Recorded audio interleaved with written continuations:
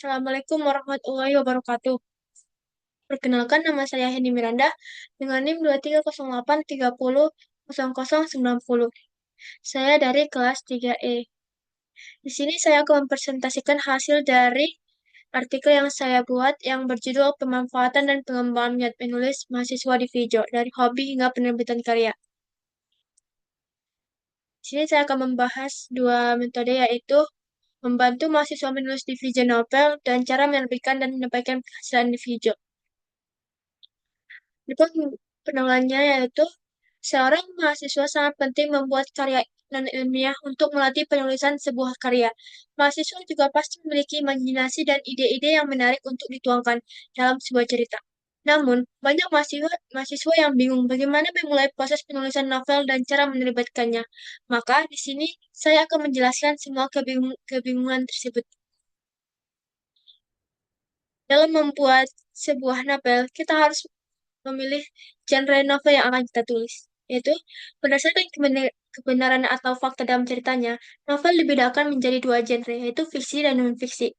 Sedangkan jika dilihat dari jenisnya, masih banyak lagi genre yang bisa dikembangkan menjadi sebuah novel. Berikut jenis-jenis cerita yang ada. Satu, ada romance. Genre ini menceritakan kehidupan romantik antar dua orang yang sedang dimabuk asmara. Yang kedua, fantasi. Cerita ini menceritakan imajinasi atau khayalan dan biasanya jarang ditemui di kehidupan nyata. Tiga, horor. Cerita horor biasanya berkaitan sama hal-hal mistis seperti makhluk halus. Yang keempat, komedi. Genre ini biasanya paling disukai di semua kalangan karena genre ini menimbulkan gelak tawa bagi pembaca. Karena genre ini juga menjadi hiburan yang menyegarkan otak. Adapun hal penting dalam membuat cerita, yaitu satu, membuat karakter yang menarik. Yang biasa kita temui ada tiga, yaitu antagonis, protagonis, protagonis. Yang kedua, mengembangkan konflik dan penyelesaiannya. Misalnya kita membuat sebuah cerita novel, kita harus menentukan konflik dan kita juga harus menentukan gimana cara menyelesaikan konflik tersebut. Yang ketiga, penulisan jelas dan tidak membingungkan. Saat membuat novel ataupun cerita, kita harus menulis dengan jelas dan tidak bertele-tele, supaya pembaca tidak bingung. Yang keempat, buat deadline atau waktu menulis. Supaya novel yang kita buat selesai dengan cepat, kita harus menentukan deadline kapan kita menulis. Yang kelima, yang terakhir adalah melihat ulang cerita yang ditulis. Setelah kita menyelesaikan semuanya cerita tersebut, kita harus melihat atau membaca ulang cerita yang kita buat supaya kita bisa melihat yang yang salah yang salahnya di mana supaya kita bisa revisi. Adapun cara menerbitkan dan mendapatkan penghasilan di Pijo, yang pertama buat akun dan isi informasi pribadi. Dengan cara masukkan informasi pribadi dengan benar saat membuat akun di Vijo. Hal ini sangat penting karena administratif memeriksa data yang masuk. Yang kedua, terbitkan karya dan upload hingga 5.000 kata. Dalam novel, minimal mencapai 5.000 kata agar bisa dinilai oleh sistem.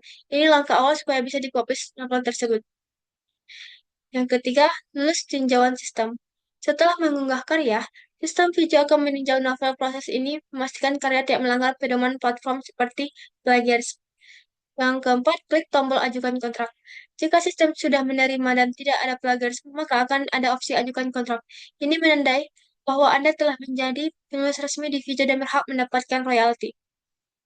Yang kelima, update setiap hari hingga 30.000 kata.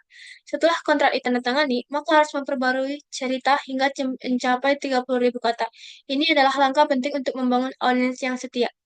Yang keenam, terus update karya hingga 50.000 kata. Target akhir adalah mencapai 50.000 kata. Ini adalah standar panjang novel di Vijo. Setelah semuanya sudah dilaksanakan, lalu lanjut mengklik tombol menerbitkan. Setelah itu hanya tinggal menunggu konfirmasi dari Vijo. Hasil dari pembahasan yang saya buat ya, ada sebuah kasus studi manusia menggunakan Vijo.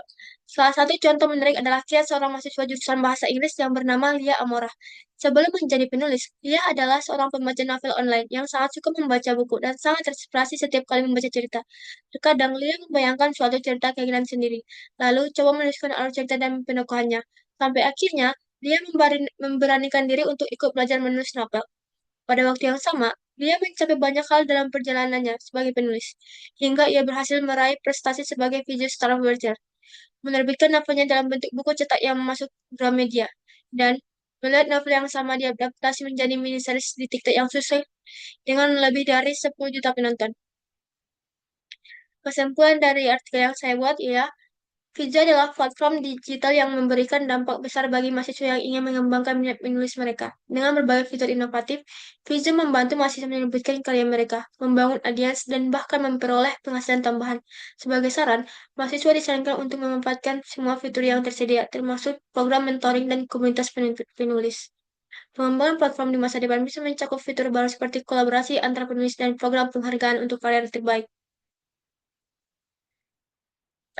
Dengan semua yang saya jelaskan, saya minta maaf jika ada kata-kata yang salah. Saya ucapkan terima kasih. Assalamualaikum warahmatullahi wabarakatuh.